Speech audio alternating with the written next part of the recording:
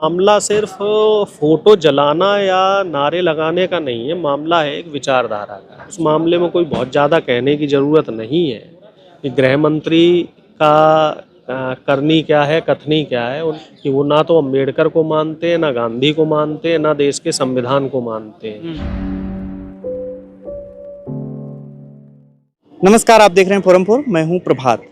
इस वक्त जिस तरीके से ग्वालियर में एक एडवोकेट हैं अनिल मिश्रा जी, जिस तरीके से उनके ऊपर SC/ST एक्ट की विभिन्न धाराओं में मुकदमा दर्ज करके उन्हें जेल भेज दिया गया है। उनके साथ 7 अन्य लोगों को भी गिरफ्तार किया गया है इस जुर्म में कि उन्होंने डॉक्टर अंबेडकर की फ़ोटो जलाई।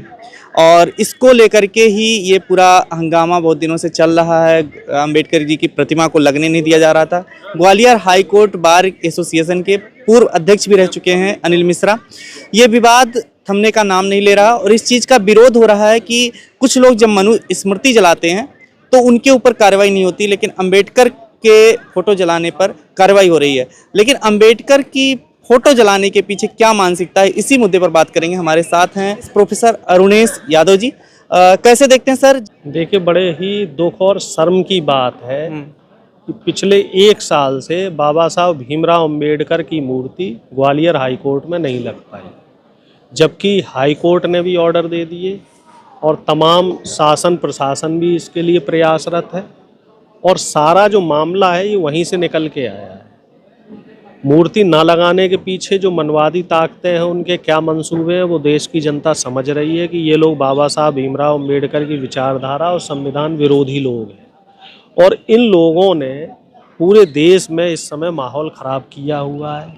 जब आप सड़क पर विरोध प्रदर्शन कर रहे हो, भीमराव अंबेडकर जी की फ़ोटो जला रहे हो, उसे पैरों से कुचल रहे हो, और ये घटना 2-3 महीने पुरानी है। जैसे मीडिया में एक नरेशन बनाया जा रहा है कि बाबा साहब की फ़ोटो जला दी और उसके खिलाफ कानूनी कार्रवाई हो गई, तो वो कानूनी कार्रवाई ऐसे नहीं हुई।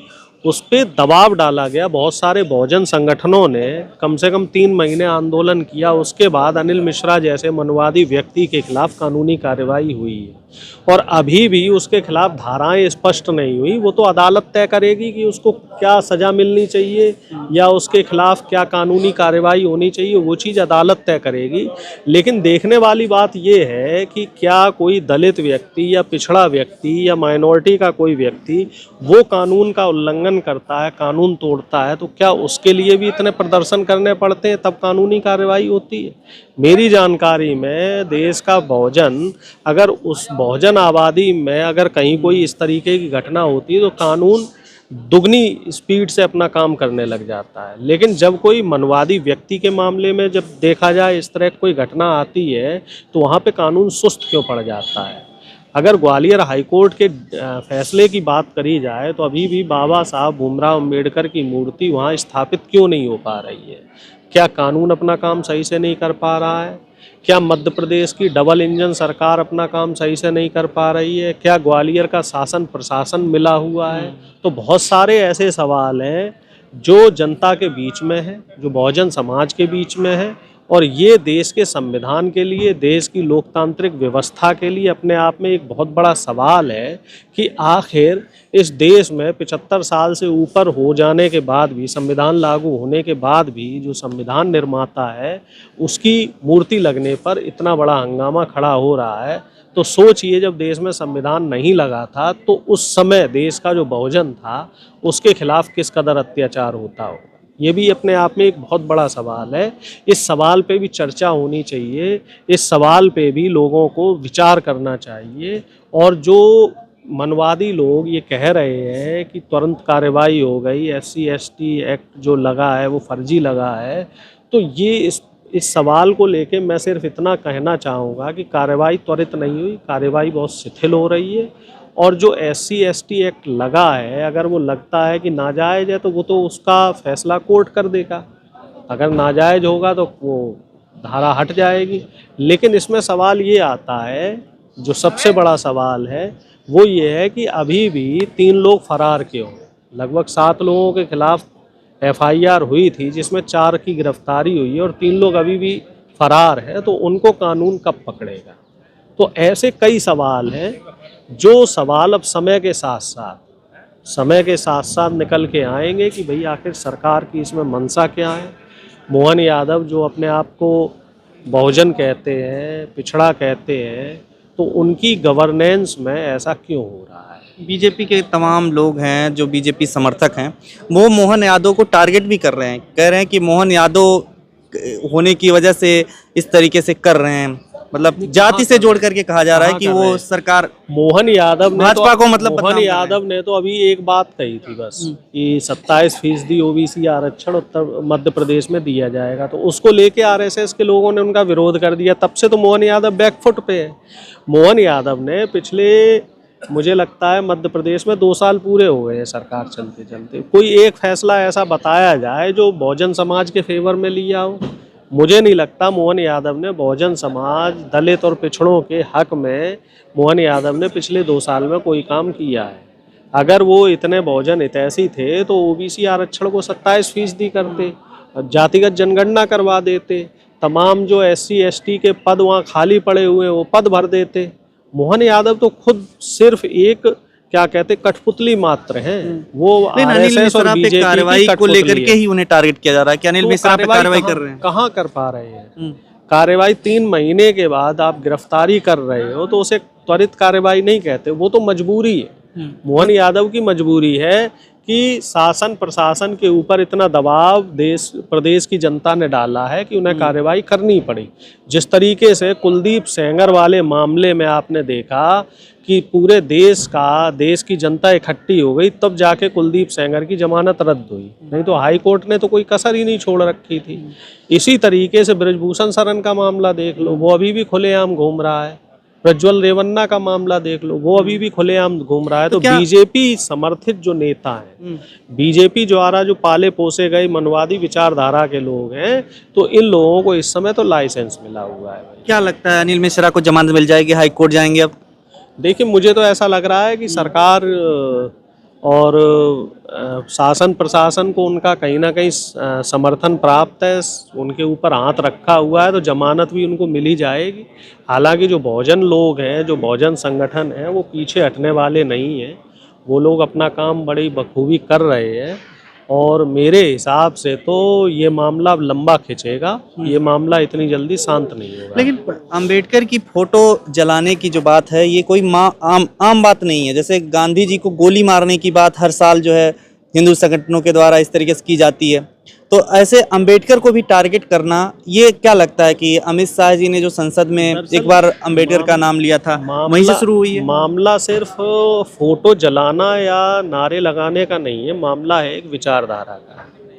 जब आप एक वैसी विचारधारा से आते हैं जो देश को तोड़ती है, जो देश में मनवाद और जातिवाद को बढ़ावा देती है, जो देश की एकता अखंडता को छीड़ करती है, तो उस विचारधारा के व्यक्ति ना तो कभी गांधी को पसंद कर सकते हैं, ना नेहरू को पसंद करेंगे, और अम्बेडकर को तो पसंद करने का सवाल ही नहीं होता, क्योंकि अम्बेडकर ने देश में समानता का अधिकार दिया। जब तक देश में संविधान लागू नहीं हुआ था, तब तक दलित और बहुजनों को वोट डालने का अधिकार नहीं था, शिक्षा का अधिकार नहीं था, उनको नौकरी करने का अधिकार नहीं था, उनको कुर्सी पे बैठने का अधिकार नहीं था। हालांकि अभी भी समाज में बहुत सारी चीज़ें ऐसी हैं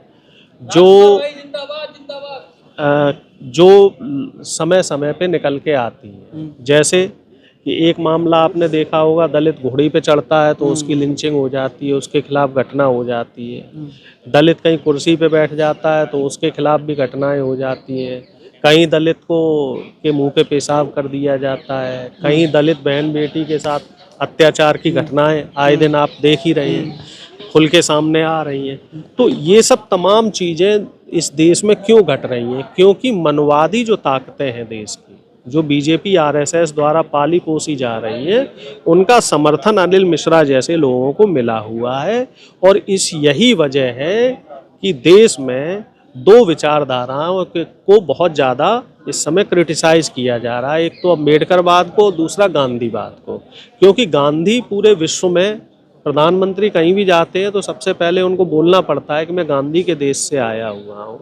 अमेरिका जैसे देश में भी संविधान को माना जा रहा है, गांधी को माना जा रहा है, और हमारे यहाँ गांधी और अम्बेडकर को सरेआम जलील किया जा रहा है। तो इसके पीछे भी प्रधानमंत्री, गृह मंत्री के बयान पे जिस तरीके से संसद में जो बयान था उसको लेकर के विरोध हो रहा था। देखिए, गृह मंत्री की विचारधारा स्पष्ट है, वो आरएसएस की कट्टर विचारधारा से जुड़े हुए, उनका बैकग्राउंड भी उसी तरीके का है। तो उस मामले में कोई बहुत ज़्यादा कहने की ज़रूरत नहीं है कि गृह मंत्री का करनी क्या है, कथनी क्या है। उनकी कथनी और करनी तो बिल्कुल साफ है कि वो ना तो अम्बेडकर को मानते हैं, ना गांधी को मानते हैं, ना देश के संविधान को मानते हैं। अब वो तो देश की जनता तय करेगी कि देश की जनता को गांधी की विचारधारा को कितना मजबूत करना है और अम्बेडकर की विचारधारा को और कितना मजबूत करना है।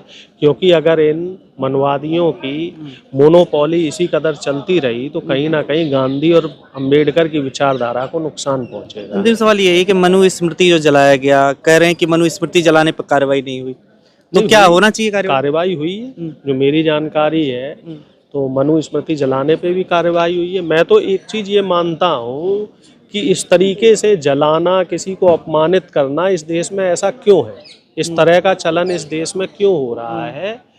क्यों ना शिक्षा पे बात की जाए कि शिक्षा अच्छी करो, रोजगार पे बात हो, इस समय जो महंगाई है उस पे बात हो, और जो भ्रष्टाचार है उस पे बात हो। जो तमाम बुनियादी जो सवाल है उस पे सरकार बात करे। इस तरह की जो डिस्ट्रक्टिव पॉलिटिक्स हो रही है, क्या वो देश को हमें आगे लेके जाएगी? मुझे तो ऐसा लगता है कि टेक्नोलॉजी की, रिसर्च की, डेवलपमेंट की अगर बात सरकार करे तो उससे देश का भला होगा। ठीक है, बहुत बहुत शुक्रिया सर हमसे बात करने के लिए। खबरों में बने रहने के लिए फोरम 4 को सब्सक्राइब करें और नोटिफिकेशन पाने के लिए बेल आइकन दबाएं।